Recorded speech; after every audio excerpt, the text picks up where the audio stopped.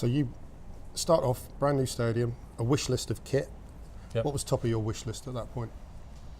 Good quality mowers and good aeration was what I needed to, what we need to have on a fibre sand pitch. You need to be able to get some air in and get the roots down, and then get a good quality cut. So you invested in a verti drain for the aeration Yep. side of things? Verti drain and a Pro Core. Yes, we managed to get quite a lot of kit, quite a bit picked through Campy Turf Care, Okay. and some from Cheshire Turf Machinery and Barmers, bits and pieces. But we were quite lucky to be able to sort of be allowed to move about and get stuff from different people, specific stuff at the right price. So you're not wedded to one distributor or supplier, or? No, most of our stuff came from Campys, to be quite honest, Okay. because their quality of stuff is up there, and good quality machines should last as long as you look after them. They should last you. So. And you say quality machines, that's why you opted for the Dennis? Yes, the Dennis mowers. I've had Dennis mowers in the past, and always been really pleased with them. So the opportunity to get a couple of Dennis G860s, I thought that they were the best option for us. So that's what we went for. We managed to get a couple of cassettes in there. Which cassettes did you go for? Light brush cassettes and the 8-bladed reels for them both. The compaction is part of that as well. They're not the heaviest machines in the world, so the win-win all the way around, really. And do you use them pedestrian, or do you have the little? We do both. Sometimes we'll use seats on them, Yep. because we're trying to pack the pitch back in after aeration, because we don't have a great deal of time between fixtures. So it all depends what our fixture pile-up is, and what aeration we've done to try and get the pitch packed back down, because the even rugby league is quite demanding on a pitch. So we need the surface to be able to withstand what's being played on there. And in terms of the seed mix and what you're doing in terms of the actual turf itself, what are you using out there? We use Johnson's Premier Pitch. I've used that for a long time, and I believe we get really good grass sward, good rooting, holds its colour well. It works for us. And it stands up to the rigours? It stands, yeah. No seed will stand up to everything. It does a really good job for us. Okay. The amount of wear and tear that we give it, we do lose grass cover. I don't think you couldn't. And we're talking about kit, and in the background there we've got SGL lights. How long have you had those? We've had these lights, we've got them in November this year, last year, sorry. So we've done one winter with these. We had some smaller ones the year before, Okay. and we managed to upgrade to these. They've been a godsend, to be quite honest. Okay, so they've had a big impact, obviously. They have had a big impact, because we've had no renovation for the last 2 years. So to get us through, we've really needed them in the winter to keep a decent amount of grass coverage, so we can keep going. The two seasons don't run concurrently, but there is an overlap. I guess that's the biggest stress for the pitch. Yes, it is. From beginning of January to May, we have rugby league and rugby union.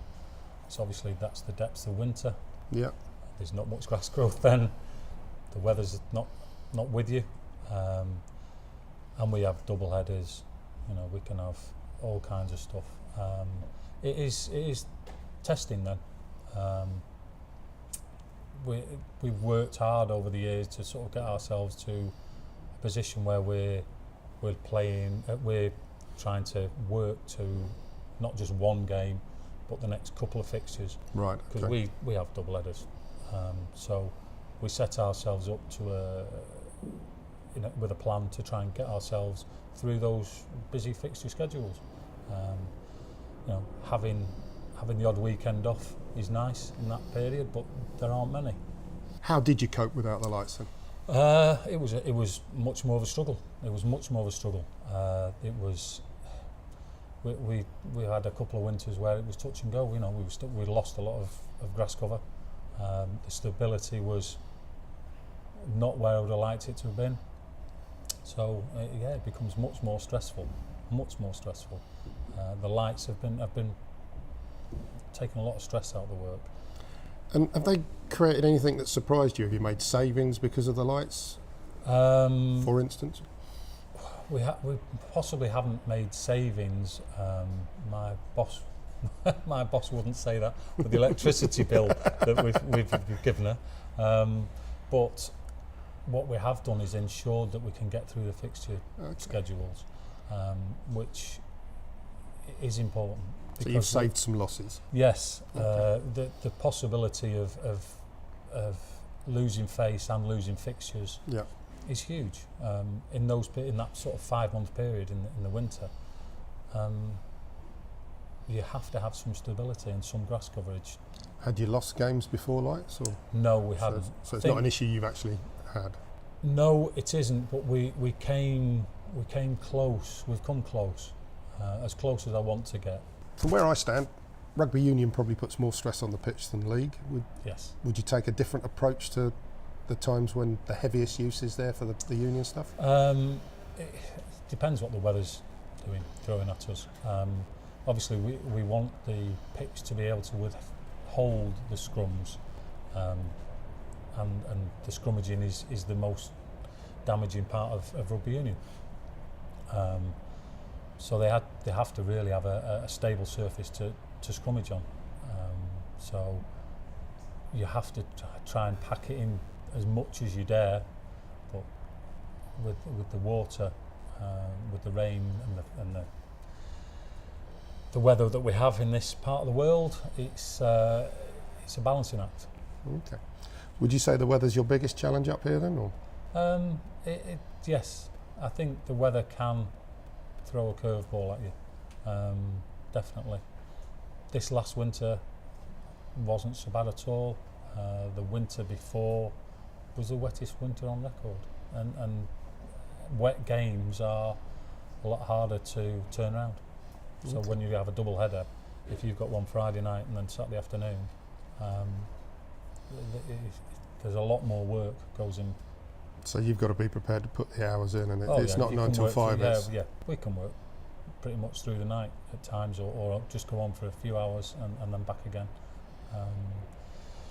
So that can be quite hard work.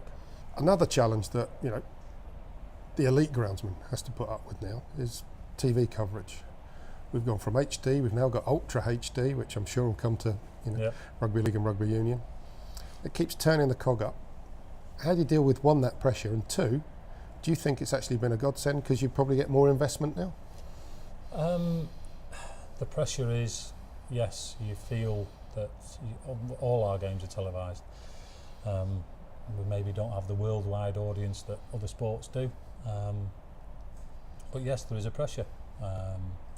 You want to look at as you want to produce the best looking surface you can for that event, that fixture. So it is definitely ratcheted the pressure up a little bit. Is that pressure you're putting on yourself, or are there external people saying it's got to well, look it's good? a bit of both. I think everybody wants their pitch to be as good as it possibly can be, or you should do if you're a good groundsman, greenkeeper. That's what you want. The best surface you can possibly produce.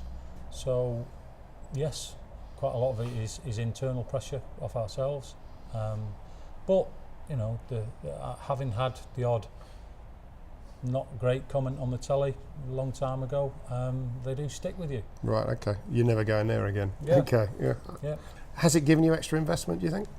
I think it's given you the opportunity to argue for more investment. I think it would be a PR disaster if you don't invest in your pitch and you are then having a bad pitch, which you lose a fixture, let's say, or you go back and you're saying on the TV, this pitch looks like a 70s pitch, an 80s pitch. Once somebody says something on TV like that, I think it sticks for a long time. So I think it has given us a opportunity to force the hand a little bit, to get some more investment in the industry. Have you ever had to do anything with a pitch because of TV coverage, cosmetically, that isn't necessarily in the best long-term interests? I think we probably all do that all the time. I think, we may roll it the extra time to get the pattern in. Does it need that extra roll to get that pattern in and as straight and as striped up as it needs to be? For the industry and for our benefit, I think it does in a lot of respects, but for the actual playing surface, maybe not all the time.